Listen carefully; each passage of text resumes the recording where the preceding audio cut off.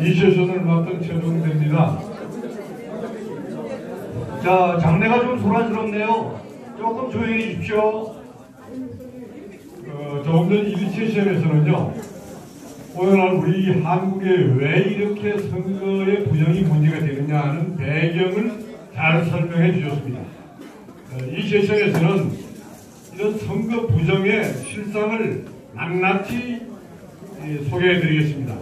좀 1세션에서 질문한 내용도 충분히 답이 될 겁니다. 여러분 좀 기술적인 면까지 포함을 해서 상세히 설명할 것이오니 잘 들어주시기 바랍니다. 제일 먼저 전자 시스템의 관점에 있어서의 어떤 선거 부정, 다시 바뀌었다고 그랬죠. 박주현 변호사님 있습니다. 예. 다음 일정 때문에 박주현 변호사님께서 선거 부정의 법률적 관점에 관해서 먼저 발표하도록 하겠습니다. 자, 내민 여러분 조금 조용히 해주십시오. 예, 감사합니다.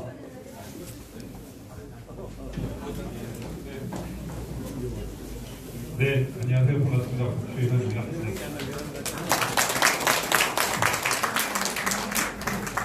부정선거 주제가 너무나 많은 측면에서 다뤄지고 있어가지고 네. 다른 걸로. 조용하시면 잘 들려요. 예, 이건 좀 소리가 크게 들리네요. 네, 다양한 관점에서 전개가 돼가지고요. 할 내용들이 상당히 많은데 저는 2023년 12월 27일 날 선관위가 제도 개선 사항을 6가지를 발표했잖아요. 그 부분과 관련해서 좀 얘기를 하도록 하겠습니다. 이 부정선거는 조금 전에 1세션에서 말씀하셨던 그 정치 외교적인 분야가 정말 엄청나게 많이 관여되어 있는 것 같습니다. 지금 점심 때도 제가 이제 메이저 기자랑 식사를 하면서 제주도에 어떤 대형 호텔 관련 업체가 지금 비밀 경찰서로 활동하고 있다라는 얘기를 또 듣게 되었는데요.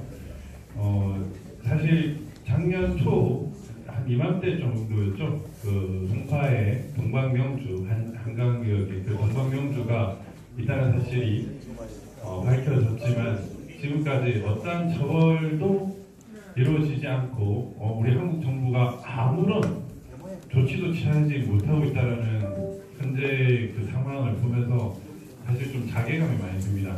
동방명주도 제가 그쪽 주변을 보면서 진짜 심각하게 저거 이상하다라는 생각이 들었고요. 제주도를 한 번씩 가는데 제주도에서도 저기 서귀포 신구 도심 그 위쪽에 중턱에 올라가면 중국인 마을 같은 게 있습니다. 그 빌라가 쫙 있는데 그게 다 중국인들이 사는 마을이더라고요. 그래서 이것도 참 희한한 곳이구나라는 생각이 들어가지고 도대체 무슨 목적으로 이용될까 이런 생각이 들었었는데 우리나라에 정말 중국 공장뿐만 아니라 중국의 비밀 경찰서가 곳곳에 산재해 있고 다양한 형태로 우리의 삶에 직간접적으로 영향을 미치고 있고 또 한편으로 우리나라 유력 정치인들, 유력 국가기관 간부급 이상 사람들을 끊임없이 고소해오고 있지 않나 이런 생각이 들어서 정말 주권을 가진 우리 국민들이 긴장의 끈을 놓으면 안 되겠다 이런 생각을 항상 하고 있습니다. 네. 일단 제 발제와 관련된 사안은 제가 이제 아마 이번 주 아니면 다음 주에 일간지 그 칼럼으로 나올 부분입니다. 그래서 내용은 아마 그때 확인하시면 될 것 같고 오늘은 그 부분에 대해서 제가 발제를 하도록 하겠습니다. 2023년 12월 27일 날 중앙선관위가 이제 6개 사항의 투개표 절차 개선 방안을 발표했습니다. 첫 번째가 개표 절차에 수검표 절차를 추가하는 방안이고 두 번째가 사전투표용지 QR코드에서 바코드로 변경하는 방안 그리고 투표함 보관장소 CCTV 공개 그리고 사전투표 선거인 신분증 이미지 보관 30일 연장 그 다음에 투표지 분류기 보안 강화 그리고 투표지 분류기 이미지 원본 보관을 발표를 했습니다. 근데 이 개선 방안은 부정선거의 핵심인 사전투표 폐지, 전자개표기 사용 금지, 투표 관리관 도장 위조 금지라는 핵심 사항이 하나도 없는 눈가림용 땜질식 처방에 불과하고 지역적이고 순간 면피용에 지나지 않는다라는 점을 여러분들께 말씀드리겠습니다. 특히 이번 바로 지난주죠. 24년 1월 13일 날 있었던 대만 총통 그리고 입법위원 선거에서 우리나라 대한민국 선관위가 얼마나 국민들을 상대로 엄청난 거짓말을 하고 있다는 것을 바로 단 하루 만에 확인을 할 수 있었습니다. 대만의 선거는 안 보다라는 인식하에 부재자 투표도 없앴고요. 당일 투표로만 진행을 했습니다. 일체의 전자장비도 사용하지 않았고 투표소에서 초등학교 반장 선거 하듯이 일일이 호명을 하며 5시간 만에 당선자를 확정지었습니다. 투표율도 75%나 되는 상당히 높은 편이었고 정말 부러웠습니다. 대만 선거에서는 해킹의 우려도 없었고 투표지 위조의 가능성도 없었으며 투표함이 바뀔 가능성조차 없었습니다. 온갖 전자장비 구입과 관리 등의 수천억 원, 심지어 수조 이상을 소모하면서도 선거의 신뢰성과 투명성을 땅 밑으로 추락시킨 대한민국 선관위와 비교해 볼 때 정말 이 엄청난 거짓말들을 어떻게 처벌해야 되고 어떻게 사과를 시켜야 할지 참 가슴이 아픕니다. 이 선관위가 그동안 해왔던 거짓말들이 대만 선거 장면 그 동영상 공개 하나로 단 하루도 안 돼서 그 거짓말이 밝혀졌습니다. 선관위는 근본 개선 방안에서 끝까지 전자개표기를 투표지 불기로 일단 부르고는 있지만 사용을 고수했습니다. 공직선거법 178조 2항은 구시군구 선거관리위원회는 개표 사무를 보조하기 위하여 투표지를 유무효별 또는 후보자별로 구분하거나 계산에 필요한 기계장치 또는 전산 조직을 이용할 수 있다라고 이렇게 재량사항으로 규정하고 있어 실제로는 사용을 하지 않아도 됩니다. 그리고 국정원 보안 점검 과정에서 확인할 수 있듯이 역대 정부 부처 최하한이다. 평균적으로 국정원 보안 점검의 결과는 통상적인 점수가 한 80점대입니다. 80점대. 그런데 이번 국정원 보안 점검의 결과는 31.5점이었습니다. 그러니까 국정원 고위 간부의 말에 따르면 정말 이렇게까지 엉망일 줄은 몰랐다. 국가기관인데 설마 이 정도일지는 몰랐다라는 그런 토로를 할 정도로 선관위의 보안점검 결과는 엉망이었고 역대 최악이었습니다. 그리고 비밀번호가 1, 2, 3, 4, 5에서 볼 수 있듯이 전산망을 열어줄 내부 공범자가 있는 상황에서 굳이 전산장비인 전자개표기를 끝까지 고수하는 이유가 과연 도대체 무엇일까? 이건 안 써도 된다는 겁니다. 한국산 전자개표기는 이미 키르기스탄, 이라크, 엘살바도르, 볼리비아, 콩고 등에서 각국의 부정선거 도구로 사용되었고 심지어 콩고 등 다른 나라에서 우리나라에 외교적으로 항의까지 한 바 있고 실제 한국의 선거관리위원회까지 찾아와서 항의를 한 사례도 있습니다. 그리고 정말 중요한 선관위가 그렇게 정가의 보도로 이용하는 전자개표기를 사용하면 시간이 줄어든다라는 건데 시간이 전혀 줄지 않습니다. 실제로 수개표를 하더라도 시간 차이가 전혀 없고 지금 선관위의 발표대로 수검표 절차를 진행하게 되면 오히려 시간이 더 늘어날 가능성이 있습니다. 그럼에도 전자개표기 사용을 고수하는 이유가 뭘까요? 이유가 뭐겠습니까? 하겠다라는 의사의 표시죠. 맞습니다. QR코드를 바코드로 바꾼 부분 이거는 잘한 것 같습니다. 그다음에 투표함 보관 CCTV 없이 형식적으로는 어느 정도 잘한 걸로 보입니다. 그렇지만 지금 우리 그 깜부카님이 지적을 하셨듯이 일련 번호를 밑에 번호가 표시되는 일련 번호가 아니라 표시가 없는 일련 번호를 쓴다든지 하면 또 한 번의 그 부정선거 여지를 주는 것입니다. 그리고 CCTV 보관 과정도 마찬가지입니다. CCTV 보관 과정이 시군구는 시간 제한도 있고요. 그 다음에 그 시도 선관위는 직접 그 앞에 찾아가야 됩니다. 그런데 이것을 온라인으로 공개 못할 이유가 없습니다. 그냥 24시간 온라인으로 공개해서 살펴봐야 됩니다. 그리고 온라인을 공개하고 할 때 투표함 옆에 저런 시기처럼 아날로그 초침이 돌아가는 시기가 있어서 투표 화면이 해킹 가능성이 없도록 그렇게 만드는 것이 중요하다고 할 것입니다. 그리고 뭐 근본적으로 위법한 행랑식 사전투표함 없애고 철저한 안전 또는 이에 준하는 투표함을 사용하는 건 당연한 것이고요. 그리고 근본적으로 투표소 수개표가 가장 좋겠지만 만약 그것이 어렵다고 하면 투표소에서 선관위에서 개표소로 가는 이런 지금 3단계 시스템으로 되어 있는데 이 3단계 시스템이 아니라 투표소에서 개표소로 바로 가게 하는 겁니다. 투표소에서 바로 가게 해서 그 이동 절차에서의 교체나 투입 가능성을 줄이고 그 개표소에서 도착했을 때는 온라인 CCTV 감시 플러스 그 다음에 오프라인도 참관인들이 직접적으로 경찰들과 함께 참관을 할 수 있게끔 하면 조금 더 낫다 이런 생각이 듭니다. 그리고 선거를 위한 신분증을 극히 한정할 필요가 있습니다. 지금 학생들은 다양한 신분증이 선거에서 사용되고 있는데 국정보안정권 과정에서 밝혀졌듯이 중복투표나 대리투표가 언제든지 가능합니다. 사회부총선 소송 과정에서도 잘 아시겠지만 통합선거명부가 행안부 주민등록 시스템상 과는 전혀 다른 부분들이 많이 발견이 되었죠. 그리고 투표수보다 많은 투표 발급수보다 많은 투표지, 그 다음에 인구수보다 많은 투표지 이런 것들이 있었던 이유는 결국에는 전산투표라는 것이 있었기 때문입니다.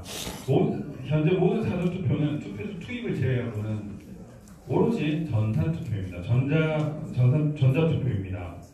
그리고 국정감사 과정에서 밝혀졌듯이 사전투표 본인 확인기 보유율이 10% 이상임이 드러났습니다. 그런데 실제 선거에서는 얼마나 많은 부정선거가 이루어지고 있는지 알 수가 없습니다. 수사가 제대로 이루어지지 않아서 그 범위와 규모가 예측되지 않았을 뿐입니다. 이를 위해서는 투표 예약제나 종이 사전 선거의 명부가 필요합니다. 제가 지금 우려하는 바는 항만이나 공항 등에서 중국인들이 모바일 신분증을 이용해서 대규모 중복 투표나 대리 투표를 했을 경우 그것을 막을 수 있는가입니다. 결론은 막을 수가 없습니다. 이걸 막으려면은 결국 투표 예약제 같은 것을 도입을 해야 되고 종이 사전 선거의 명부를 만들어서 특히나 관외 사전 투표의 경우에는 주소나 서명 등을 수기로 해서 이거를 대조 감시 감독하는 절차를 반드시 마련해야 대규모 관외 사전 투표 등의 그 조작을 막을 수 있다라는 생각이 듭니다. 그리고 이제 중요한 것은 사인날인 부분인데 관외 사전 투표나 당일 투표도 이 사인날인 이 부분이 중요한데 사인날이면 개인 도장을 말하는 겁니다. 지금 우리나라 선관위는 집단적으로 범죄를 저지르고 있습니다. 선거 때마다 투표관리관이 각 투표소에 투표관리관이 있는데 그 투표관리관들의 도장을 임의로 위조를 합니다. 지금 선관위 내부에서는 이 도장을 투표관리관 동의를 받고 도장을 만들어라라는 내부 견제 장치를 발동한다라는 얘기를 제가 들었는데 일단 그보다 더 중요한 것은 이렇게 관행화 되어 있는 사인 위조 그리고 위조 사인을 행사하는 이 범죄를 막아야 됩니다. 당연히 그렇잖아요. 당일 투표도 여러분 조작이 가능합니다. 개항 투표소에서 여러분들 개표소에서 당일 투표가 집단으로 들어갈 수 있던 것은 그 투표관리관 도장이 선관위에서 일괄적으로 만든 도장이기 때문에 그랬던 겁니다. 만약에 투표관리관 장영우 이런 인감 도장을 사용하겠다면 어떤 인감 도장을 찍어야 될지 몰라가지고 당일 투표도 조사하기 쉽지는 않습니다. 사전 투표도 마찬가지입니다. 그런데 지금 성관이가 이 도장을 뭐 이 인쇄날인 이것보다 근본적으로 중요한 건 도장을 임의로 위조를 못하게 해야 됩니다. 그래서 각 투표 관리관들이 도장을 선거 때 그 투표소에서 직접 가져와서 찍게끔 만들게 하는 것이 되게 중요합니다. 이런 너무나 쉬운 일들이 있는데도 불구하고 성관이는 계속해서 거부를 하고 있습니다. 이 도대체 왜 그럴까요? 이 간단하고 쉬운 것들을 안 하는 이유가 무엇일까요? 네. 계속 거부를 하는 이유가 무엇일까요? 결국 사실 선거도 부정선거를 하겠다라는 의지의 표시라고 생각합니다. 맞습니다. 네, 저는 뭐 실질적으로 뭐 며칠 전에도 뭐 정말 여러분들 말씀드리지 못하는 그런 강북의 사람을 만났고 각종 부정선거와 관련돼 가지고 여러 정부의 흐름을 보고는 있는데요. 뭐 제가 국힘 상황을 보면 답답하긴 하지만 변화는 있습니다. 변화는 있는데 성관이는 끝까지 거부를 하고 있습니다. 근데 이런 거부를 하면은 당연히 부정선거를 할 것이라는 것을 예측을 해야 되는데 그런 예측을 하면서도 이상하게 이해가 안 되는 그런 상황 판단을 하고 있고 대책을 세우고 있습니다. 이제 작년 하반기에서 저에게 요청했던 가장 핵심적인 게 뭐였냐면 법령 개정이 안 되니까 법령 개정이 안 되는 상황에서 지금 우리가 할 수 있는 방안이 무엇인지를 알려달라는 거였습니다. 그게 지금 그 중에 몇 가지 사항 중에 아주 일부가 반영된 게 12월 27일 정관위 제도 개선 방안이고 이 사인 날인 부분도 뭐 조만간 이제 결정이 날 것 같지만 겨우겨우 이걸 받아내고 있는 그런 상황입니다. 저는 왜 이렇게 쉬운 절차, 특히 대만에서 이렇게 바로 입증해준 이 쉬운 절차를 애들이 계속 강행을 할까? 이번에 또 그 전자개표기 미루 시스템적, 한세 시스템에서 미루 시스템적으로 바뀌었는데 저는 뭐 두 개가 비슷하게 문제가 있는 그 업체라고 보지만 왜 이런 문제가 있는 업체를 계속 쓸까? 필요도 없는 것을 계속 쓸까? 수백억 수천을 들어가면서 이건 결국에는 어마어마한 선거 카르텔, 부정선거 카르텔이 아직도 대한민국의 국방기를 크게 끼고 있고 거기에 대해서 견제할 수 있는 게 적지 않은가 이런 생각이 듭니다. 제가 처음 말씀드리면서 대한민국 비밀경찰이 있다는 것이 그냥 낱낱이 밝혀졌고 국민들한테 이렇게 공개되었는데도 아무런 방어도 못하고 있고 개선도 못하고 있고 대책도 못 세우고 있는 게 지금 대한민국의 현실입니다. 저는 이 부정선거도 마찬가지로 생각을 하거든요. 이거 뭐 별을 한치할 수밖에 없는 것 같고 이거를 빨리 바꾸지 않으면 우리가 큰일 난다 이런 생각입니다. 이거 일간지로 제가 칼럼으로 내도록 하겠습니다. 네, 감사합니다. 현재 상당한 의혹을 받고 있는 부정선거에 관해서 법적 또 각 정부 기관의 입장, 인간의 본성에 관해서 잘 말씀해 주셨습니다. 이제 이것은 서론이고 본론으로 이제 우리 맹성 교수님께서 하신 내용을 잘 보십시오. 마이크 넘기겠습니다.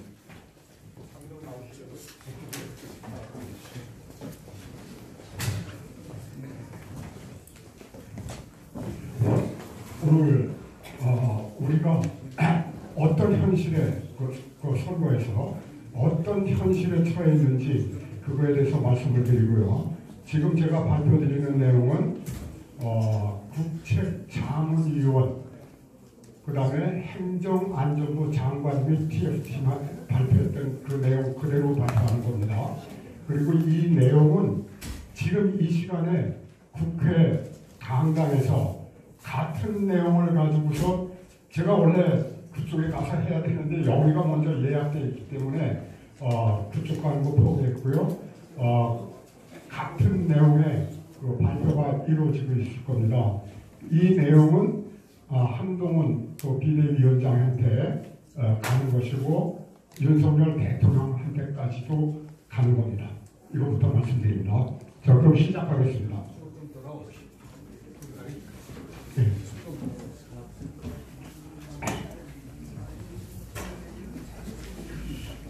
먼저 순서부터 말씀드리겠습니다. 지금 가장 잘 이해를 해주셔야 되는 부분이 첫 번째 투 개표 시스템입니다. 그 다음에 선거 조작 과정에 대해서 말씀드릴 거고, 그 다음에 실제로 중앙선관위에서 프로그램을 이용해 가지고서 어떤 조작을 했는지 똑같이 시연을 보여드리겠습니다. 결과 조작 시연을 해 보여드리겠습니다. 그 다음에 이거를 여러분들이 대부분이 뭐 행정부 뭐고 잘 몰라요. 부정선거 방법은 진화되어 왔습니다. 어떻게 진화되어 왔는지 이걸 알아야만 4.10 대책이 나옵니다. 그 다음에 개선 투개파하겠다 뭐 이러고 들고 나왔잖아요. 이거는 함정이에요. 어떤 함정이 있는지에 대해서 말씀드리고, 제도에서는 그럼 어떻게 해야 될 것인가에 대해서 말씀드리겠습니다. 투표 시스템. 이것이 우리나라 투표 시스템은 완전히 이원화되어 있습니다. 우리 투표 안 해도 돼요.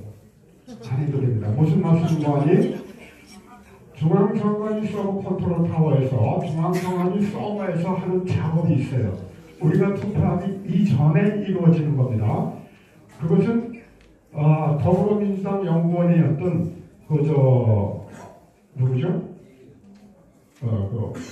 광역별 한세 투표 보정과 뭐 이런 거를 한동훈 비판하고 내부 문서로 만들어 놓았죠. 이근영이 이근영이가 페이스북에 올렸던 그대로입니다. 이 도표를 보시게 되면은 정확하게 전국 253개 지역구 중에서 163석을 미리 마련해뒀어요. 근데 실질적으로 163석 했죠. 근데 이게 왜 내부 문서고 선거 이전인가 하는 것은 여기 서울 보면은요, 경합지역이 몇이고 무슨 뭐 우세가 몇이고 경합 우세가 몇이고 이게 다 선거 이전에 나왔던 것을 증명하는 거죠. 이것이.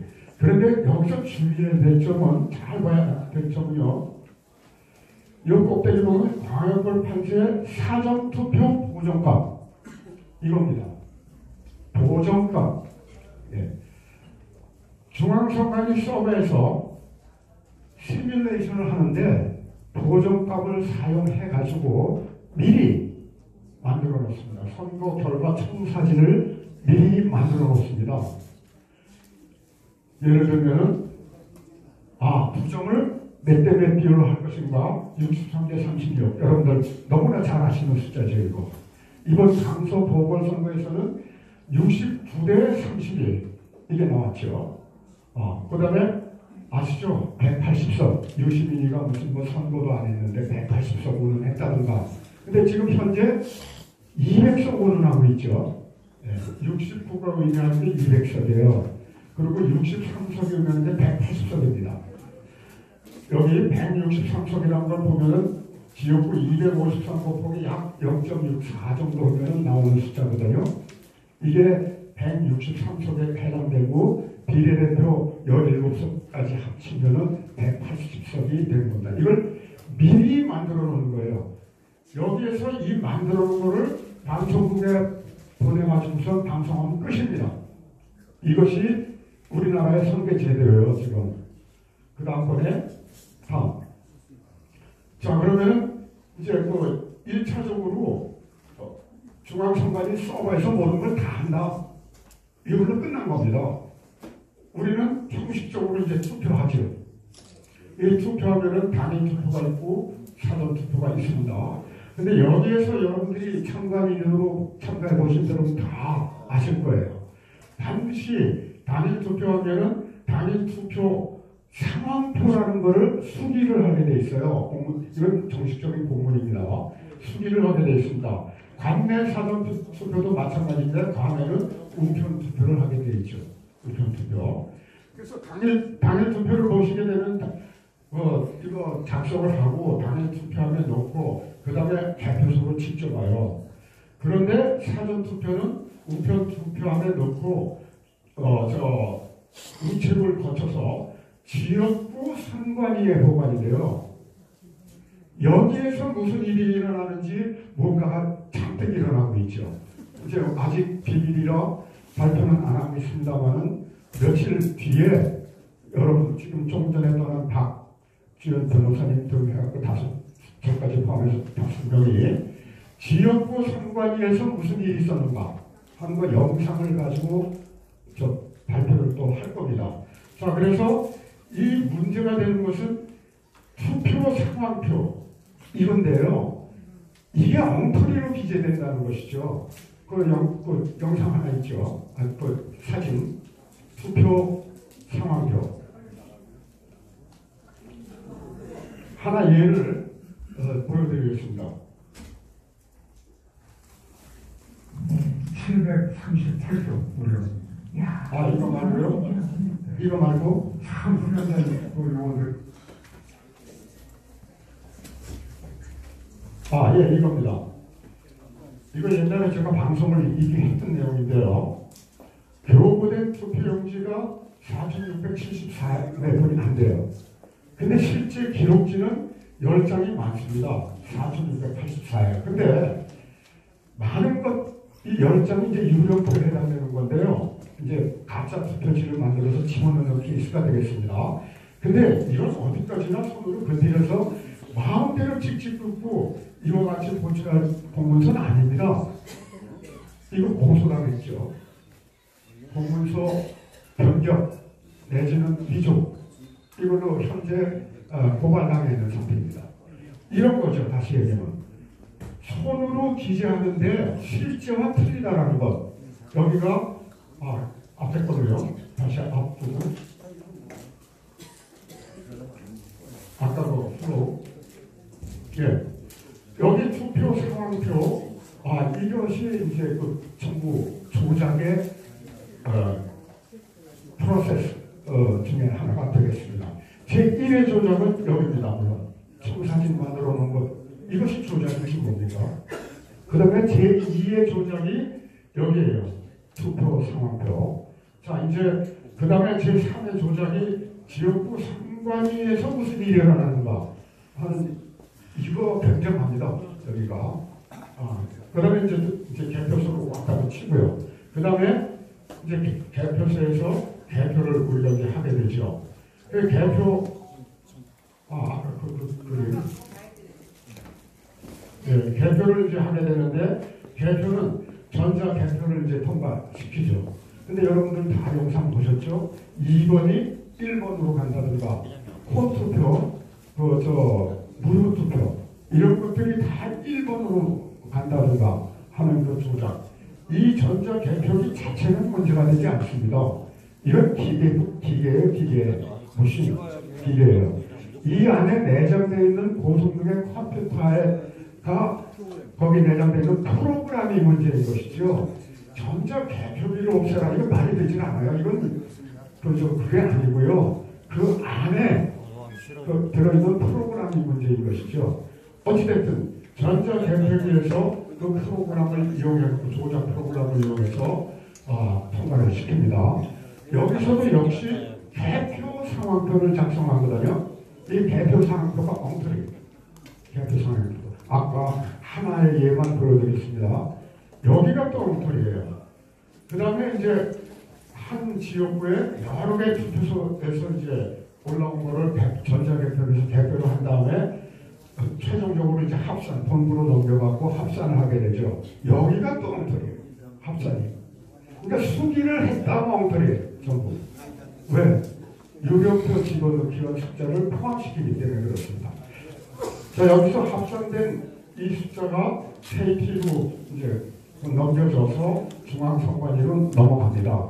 그럼 중앙선관위 측에서 이거 보니까 당선시켜야 될 사람이 이렇게 조작했음에도 불구하고 당선 안 됐거든요. 그 근처에는 와 있는데 당선 안 됐거든요.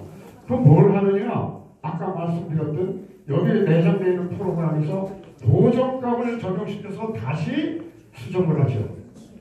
이 수정된 숫자가 방송국으로 넘어가서 우리가 보게 되는 겁니다. 그렇다면 여기 개표 현장에서 발표한 숫자와 방송국에서 발표한 숫자는 같았느냐? 틀렸습니다. 이것이 4.15의 부정선거의 특징입니다. 다음. 이거를 잘 아셔야 돼요, 이거를. 자, 그러면 이제, 진짜 이제, 뭐 어떤 도에 ABCD라는 이제 그 각 지역구가 있었다고 가정을 해보자고요. 자, 그러면 이제, 우리가 이제 그 조금 이따 보여드리겠습니다만, 실제로 우리 저 앉아 계신 도경구 교수님이 이제 짠 프로그램, 이거를 이제 보여드리겠는데요. 보정 개수라는 거 아까 보정값입니다. 이걸 써가지고서 조작을 이제 하는 경우예요. 그럼 백중세라고 한다면은 X당 Y당이 있다. 그러면은 백중세는 50대 50이라고 치고요. 이거 갖고는 뭔 얘기죠? 따라서 이거를 조작해서 올려야 되겠는데 이거를 뭐 인위적으로 숫자 곱해서 오는 거 아니고요. 프로그램 가지고 100만 분의 1초 대한민국 전체를 다 적용시키는데 100만 분의 1초 만에 다 보정을 합니다. 자, 그래서 예를 들어서 보정에서 R걸 1.75라는 걸 적용시켰더니 문제가 됐든 63대 36이라는 게 나와요. 이거를 저희가 프로그램 짜가지고서 시연을 지금 이제 해 보여드리고 있는 겁니다. 예, 뭐 좀 열세 지역도 있고 우세 지역도 있고 백중 지역도 있지 않습니까? 그럼 열세 지역에서의 보정값이라는 거는 높여주는 거죠. 스스로 프로그램 자체가 높여갑니다. 이것은 인위적으로 하는 거 아닙니다. 2.0 이것도 높이고 우세 지역은 뭐 크게 높일 필요가 없기 때문에 보정값 약 1.25, 뭐 백중 지역은 1.75 정도로 해서 그런데 이 전체적인 평균은 약 1.75 정도로 했더니 아까와 같이 63대 36이 나왔어요. 그다음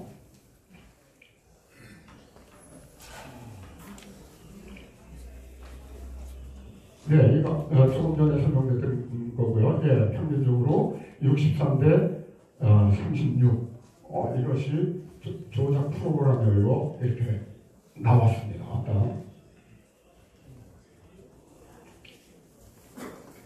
고견은 마음에 안 들어요. 네, 그러면은 우리가 실제로 짠 프로그램의 알고리즘과 이걸 시연을 해보도록 예를 들어서 득표수가 1번이 449표를 받았다. 2번은 461표를 받았고 3번은 90표를 받았다. 이거를 정상적으로 이제 이거는 우리가 투표를 해서 투표함에 집어넣었어요. 1번도 있고 2번도 있고 3번도 있고 그렇죠. 이제 실제 투표함이에요. 그런데 이와 같은 프로그램을 짜가지고서 이제 뭐 개설을 이제 하게 되면은 정상적이라면 1번 하면은 1번만 들어가야 되고 2번은 2번만 들어가고 3번은 3번만 들어가야 돼요. 자, 그래서 실질적으로 퍼센테이지를 내면 1번이 44.9 정도 얻었고 2번이 46.1번 해서 이기고 있었습니다. 이걸 뒤집어 보겠습니다. 예, 뭐 예를 들어서 얼마만큼 뒤집겠다 하는 거를 이제 예를 들어서 48% 정도 적용을 시켜서 뒤집겠다 하는 목표값을 이제 입력을 시켜요. 그래서 그 48%를 넣는 이 프로그램 속에다가 여기에다가 48.0 요것만 딱 쳐놓으면은 어떻게 변하는가? 그 다음번에 1번 칸에 2번도 들어가 있고 3번도 들어가 있고 이래요. 여러분들 보셨잖아요. 개표기에서 2번이 1번으로 가는 거 보셨죠? 다 네. 영상 보셨죠? 네. 예, 이거 컴퓨터로 이렇게 하는 겁니다. 자, 2번은 2번만 있고 3번은 3번만 있어요. 자, 이거는 이제 여러분들한테 설명하기 위해서 만든 전자 투표함입니다. 이것이 개표함이고. 우리가 실제로 투표한 투표함이 있지만 전자적으로 만든 투표함이에요. 이것이. 1번만 있어야 될 칸에 프로그램에 보이고 2번도 있고 3번도 있고 이렇게 돼요. 그러면 이 전자 투표함 이 내용하고 우리가 실제로 투표했을 때 2번이 1번으로 가고 막 했을 그 투표하고는 내용이 같습니다. 전자 투표예요. 네, 그래서 실제로 해보니까 플러스 32 여기 마이너스 27했더니 아까 목표값 48%에 도달을 했어요. 역전이 됐습니다. 이런 원리로 이제 가는 거예요. 다음. 자, 그러면은 이제 문제가 됐던 중앙위성이 서버 조작인데요. 아까 그 서버에서는 저 보정법을 사용해서 가짜로 만들어 놓는다 이랬는데 오프라인 쪽에서 이게 문제가 되죠. 맞춰봐야 될 거 아니겠습니까? 어떻게 맞추겠습니까? 유료표 넣기 방법이 있습니다. 국정원에서 발표했듯이 투표하지 않은 사람이 투표한 것처럼 조작하는 것. 그래서 갖다 집어넣는 것, 유료표 넣기. 그 다음에 남의 표를 빼와서 나한테 집어넣는 것, 이게 표 바꾸기. 그 다음에 믹싱된 것. 이 세 가지 종류가 있어요. 네, 유료표 넣기는 여러분들 무슨 4.15 때 사전선거 투표율이 48% 내 뭐 어쨌나 이러고 발표하지 않습니까? 그거 가짜죠. 즉시 그 자리에서 제가 그거 20% 정도일 거야. 이거는 프로그램 짜는 사람이면은 누구나 다 똑같이 얘기할 겁니다. 왜? 조작을 해야 되니까. 유료표를 넣어야 되니까. 그 넣는 숫자만큼 올린 겁니다. 그 올린 숫자만큼 또 넣는 것이고요. 그래서 유료표 넣기는 넣은 투표지만큼 투표율 부풀리기와 같습니다. 다음. 예, 요거는 이제 제가 유료표 넣기 알고리즘을 이제 짜본 거고요. 이 알고리즘을 프로그램을 짜는데 도 박사님 잠깐 일어나 주실래요? 우리 같이 현직에 있을 때 한양대학교에 근무하던 전공이 전자계산이에요. 우리 도 박사님이 프로그램이에요. 여기에 보시게 되면은 1번이 얻은 거, 2번이 얻은 숫자만 딱 쳐놓고 그 다음에 여기 R 값이라는 게 존재하는데 이것이 보정값입니다. 이 보정값은 우선 R이 1.0으로 일 때가 뭐냐면 백중지세 50대 50이다 둘이. 근데 이거 갖고는 안 되니까 올리기 시작하죠. 프로그램 상에서 지가 돌아가는 거예요. 사람이 올리는 거 아니고요. 자, 약 R을 1.1 정도로 올려봤더니 50대 52, 52.4대 47.6으로 뒤집어집니다. 이거 갖고 이겼냐? 이긴 사람도 있겠죠. 근데 꼭 당선을 시켜야 되는데 이거 갖고는 모자라요. 이거 갖고는. 따라서 지가 알아서 설정값 아까 180석 이걸 입력시켜놨거든요. 먼저 180석만큼 조작 당선을 시켜야 되니까 180석 정도 근방에 도달할 때까지 이게 스스로 변해갑니다. 다음. 예. 아까 유료표 넣기는 10,000명이 예를 들어서 투표를 했는데 갖다 집어넣습니다. 12,000내를 더 집어넣었다. 유료표 2,000대가 더 들어갔다. 라는 것이고요. 다음. 그 다음에 이제 표 바꾸기. 남의 거 빼갖고 나한테 집어넣는 경우.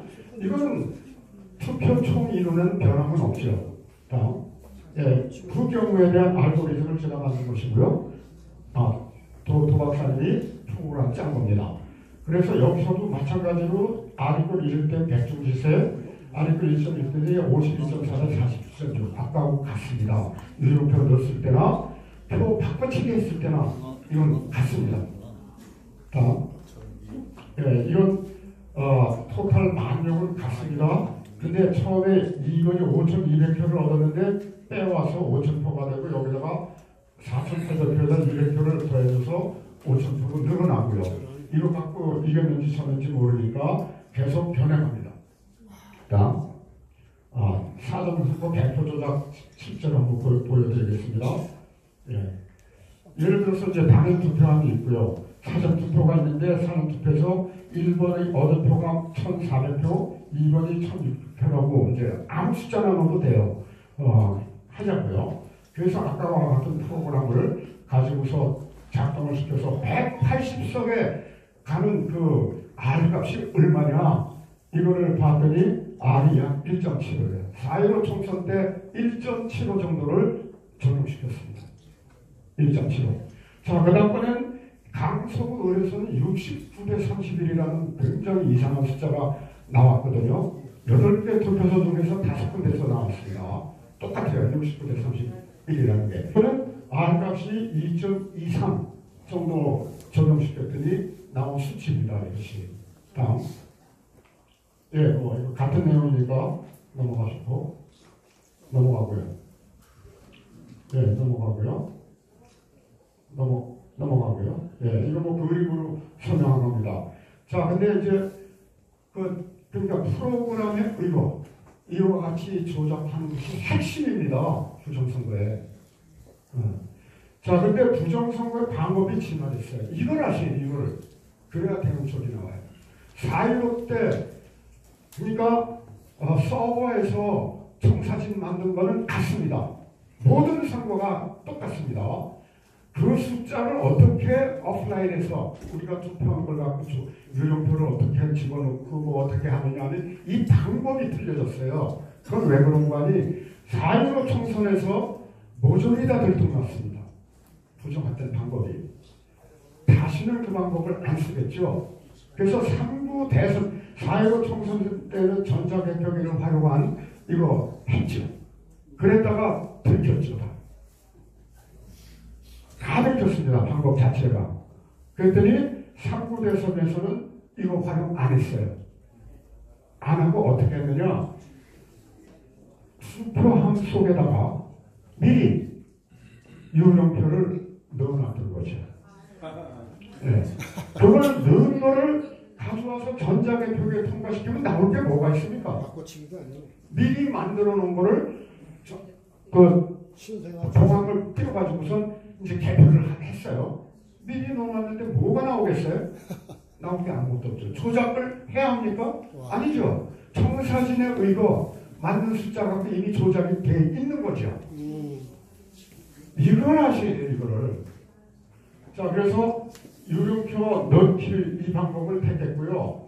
이걸 넣었더니 전자개표기에서 부정을 해야 할 이유도 없거니와 또 아까 KT를 통해서 서버로 올라간 거에서 서버로 해서 고정값을 적용시켜야 할 이유도 없는 겁니다. 그럼 윤석열이 3구 대선에서 어떻게 0.73 이겼느냐? 각자가 자기가 부르고 있대. 천만의 말씀입니다.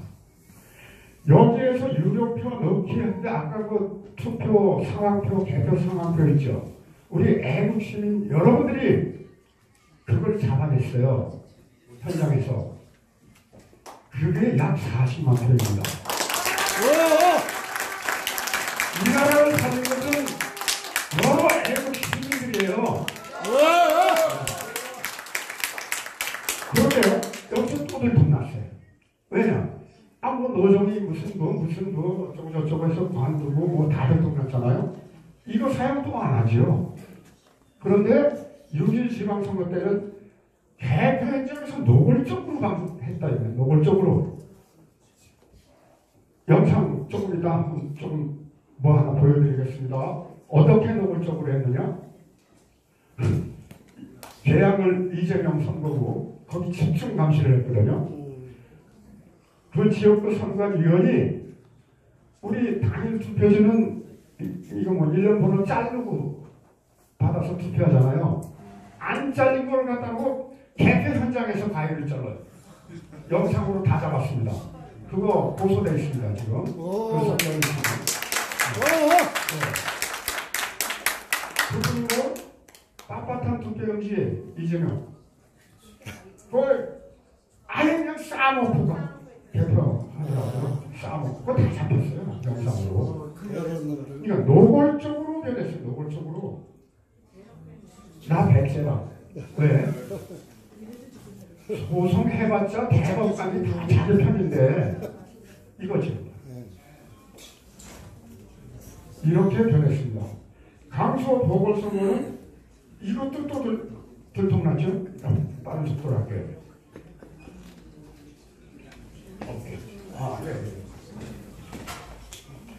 투표 바꿔치기. 이거 다 들통났어. 근데 아까 이제 거기 문제가 됐던 것이 투표함을 개표 현장으로 옮기는 과정 중에서 감시인이 전혀 없었다 이거예요. 그러면 차에다 싣고 오는데 차 안에 뭐가 들어가 있는지 어떻게 합니까? 그래서 많은 분들이 그 차 안에 이미 만들어놓은 투표함, 가짜 투표함 이걸로 바꿔줬다. 이렇게 이야기하고 있습니다. 자, 이와 같은 그 상황을 잘 아셔야 차기 총선에 대해서 무엇을 어떻게 할 것인가가 나오는 것이죠. 단편적으로 하면 이렇게 해야 된다, 저렇게 되는 건 맞지 않습니다. 그 말은. 예. 자, QR코드를 바코드로 변경한다. 오케이. 중앙선관위는 박수를 치면서 오케이 했을 거예요. 왠지 아십니까? QR코드 무용지물에 이제는 왜? 이제는 중앙선관위 그 빅데이터에 맹주성 저 사람 누구 찍을 거야? 개인별 그 성향을 다 가지고 있습니다. 데이터로. 15년 걸렸습니다. 그거를 작성하는데 15년.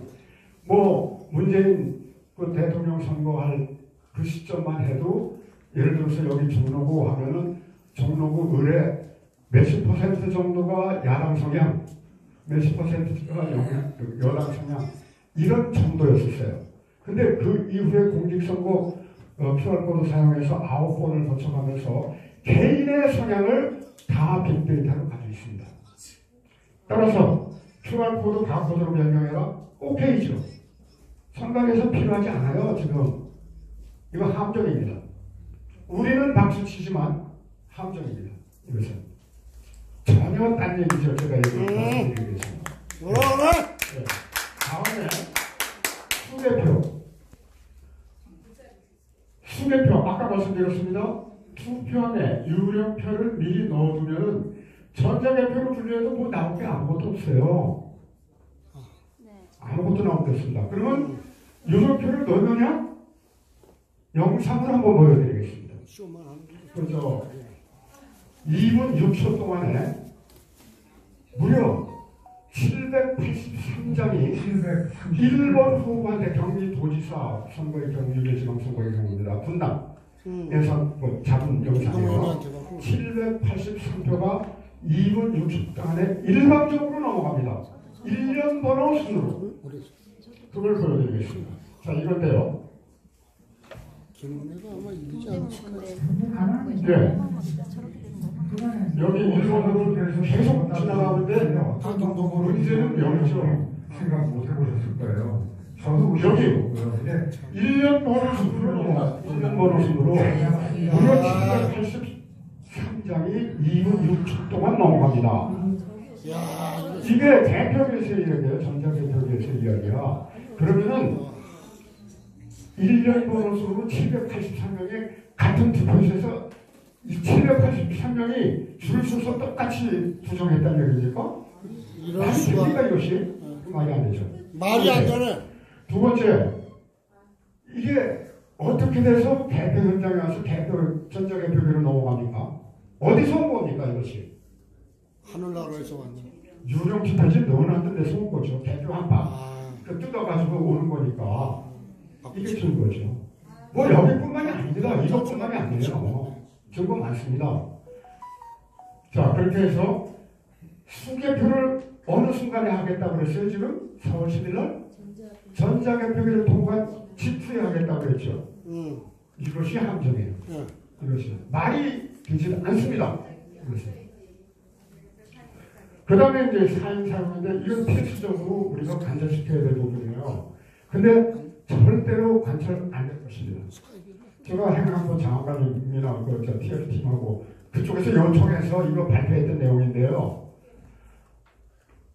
놀래요. 함정이라는 거에 대해서 설명을 듣기 놀래요. 내가 보기에는 놀래는 자체가 한심스럽습니다. 뭐 하고 있었느냐 이게. 뭐 하고 있었느냐. 왜 나보다 더 모르느냐 이 말이에요. 네. 자, 사인사용 행안부에서 이미 오래전부터 중앙선관위에다가 강력하게 드라이브를 하고 있었대요. 근데 말을 안 듣는다 이거. 중앙선관위가. 근데 이 사인사용 문제는 우리한테는 필수입니다. 이것은. 그래서 어떻게 해서든지 관철을 시켜야 되는 사안인데 어쩌면은 우리 시민단체에서 계속적으로 외쳐줘야 할 그러한 부분인 것 같습니다. 네. 다음은 제국에서는 그럼 어떻게 해야 되는가? 뭐 요즘 KBS 방송을 통해 대만 선거제도 이게 난리가 났죠. 근데 사실 지난 4.15 때 국회 무슨 말이더라 거기서 제가 있는 MTK에서 다큐멘터리 만들어 온 게 있습니다. 당신의 한 표가 위험하다. 이거 보셨습니까 혹시? 네. 거기에 앞부분 5분을 딱 보시면은 이미 대만 선거 제도가 어떤 것인가에 대해서 상세하게 나옵니다. 그 영화에. 네, 이미 나와요. 근데 이제 와서 뭐 요번에 뭐 대만이 이렇게 했다 저렇게 했다고 떠들어대는데 그동안에는 그걸 뭐 했느냐 이 언론은. 그동안에 언론 뭐 했습니까? 빨개 접촉편이었죠. 됐습니다. 그동안에는. 접촉편이었어요. 그러니까. 네. 아이 진짜. 자 그래서 어떻게 해야 되느냐. 어이 개새끼들. 이거 오래전부터 제가 주장했던 겁니다. 이번 대만 선거 훨씬 이전부터요. 투표 종료 직후에 바로 개표소로 전환하라. 이게 대만식이죠. 바로. 그 다음에 거기에서 참관인들이 한 장씩 꺼내서 수개표하라 이겁니다. 이것만 갖고는 안 돼요. 아까 말씀드렸죠. 문제가 되는 게 어디에 있어요? 개표, 상황표, 합산. 이것이 중앙장관이 서버에 넘어가서 보정값이 또 적용된다. 우리가 수개표 그걸로 끝나버리면은 끝입니까? 아닙니다. 절대로 아닙니다. 후보별 득표 현황을 그 자리에서 공개는 되겠지만 개표 본부의 여러 투표소에서 공개를 했다 하더라도 그것이 합산을 하기 위해서 넘어갈 거 아니겠어요? 아까 얘기했잖아요. 합산 과정에서 또 수기로 엉터리를 기록한다는 것. 참관인들이 무지무지하게 중요합니다. 4월 7일 날 그 총선은 합산 과정 이거 철두철미하게 감시를 해야 되는데 지금까지는 접근도 못하게 했거든요. 참관인들이 보자고 아우성서도 접근도 안 시켰어요. 근데 관철시켜야 될 겁니다. 자 그럼 개표 종합 본부에서 이제 그 투표 결과를 확인해야 되는데 참관인이 참여해서 확인을 꼭 해주셔야 할 것이고요. 합산도 참관인이 참여해서 꼭 확인을 하셔야 할 것이고요. 이걸로 끝나면 안 돼요. 서버로 올라가서 또 보정값 적용시키면 어떡합니까? 따라서 당선자 발표까지 하라 이거야. 그 다음에 방송으로 저 중앙선관위로 넘기라 이겁니다. 당선자 여기서 발표했는데 거기서 딴 사람 발표할 수 있겠어요? 그렇죠. 한마디로 말씀드리면은 핵심 부분이 중앙선관위 서버 조작이기 때문에 서버를 피해 나가야 한다. 이것이 제가 계속 주장해왔던 겁니다. 그래서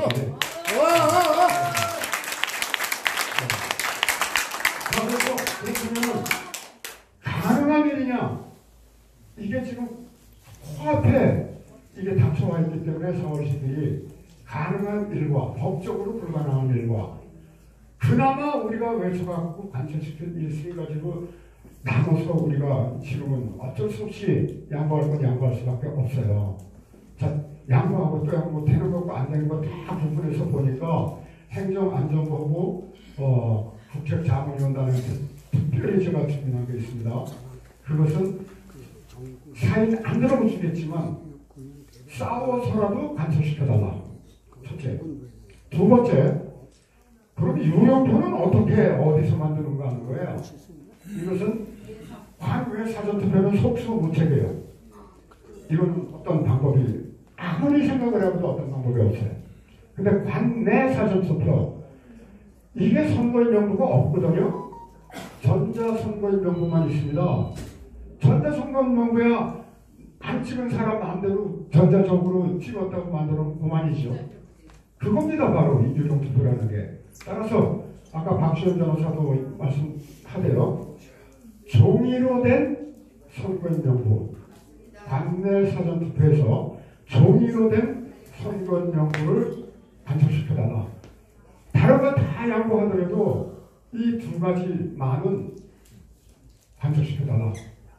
이거를 제가 강하게 이제 그 청문대에서 주장을 했습니다.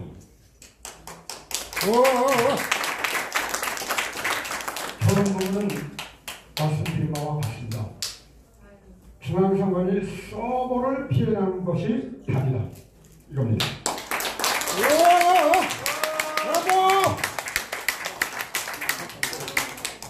그리고 특별히 요구한 게 있어요. 자, 그러면 그런 행정안전부나 국책자문위원단이 힘을 받으려면 어떻게 되냐. 국민들이 진짜로 이거 부정선거구나라는 걸 인식을 해줘야죠. 그 인식시키는 방법의 최선의 방법. 아무리 말로 설명해도 안 듣는 사람 안 들어요. 왜 더 카르텔 저기 카프카 저 앉아 계신데 저 카프카가 제작한 겁니다. 이거 다큐멘터리 안 보셨으면 이거 보세요. 왜 더 카르텔을 KBS에서 상영하게 해달라. 오늘 지금 이 순간에 국회 대강당에서 똑같은 내용으로 설명하고 있다고 말씀드렸죠. 거기에 한동훈 비대위원장하고 용산에 갈 보고서에 이것이 주문되어 있습니다. 제가 아주 강하게 요청을 했습니다. 왜? 그 다음에 행정안전부 당신들도 명분이 있지 않느냐.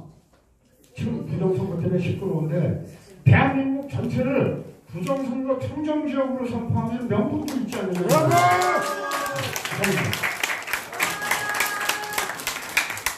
여러분들 알든 말하죠? 알든 말하죠?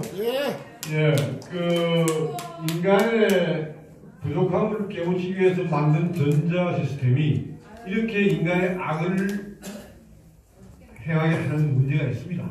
예, 있어요. 예, 다음은 사전 선거의 뭐 관내 이런 선거 과정에서 또 부정의 소지가 있습니다. 이것을 우리 장혜욱 씨께서 발표하도록 하겠습니다. 이쪽에 와주시죠.